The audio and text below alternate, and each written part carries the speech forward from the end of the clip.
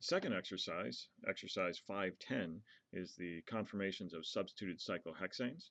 We'll begin that by choosing Create New Job.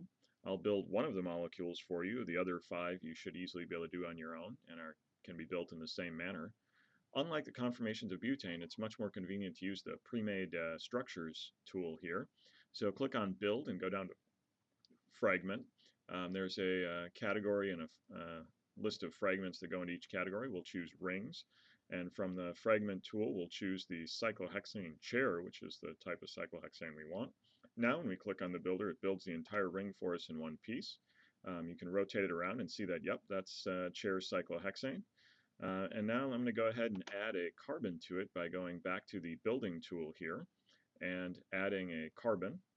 And we have one right there. There are no hydrogens on it yet. We'd like to turn that into a methyl group. So I'm going to go to Clean Up and Idealize, which will add my hydrogens and give us a nice methyl in an equatorial position. And now we're ready to run that job.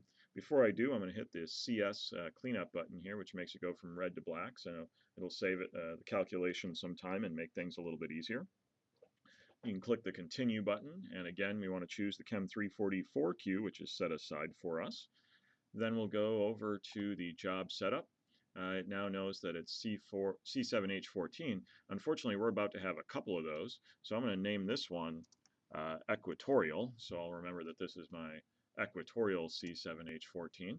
We don't want a molecular energy, we want an optimization and vibrational frequency calculation. And then we'd like to use Hartree-Fock, which is already there and selected. And the lab manual suggests that we use a 321G, which is no problem. We will go ahead and use the basic 321G, and then we should be ready to run. So hitting the continue will submit the job and get the output we need.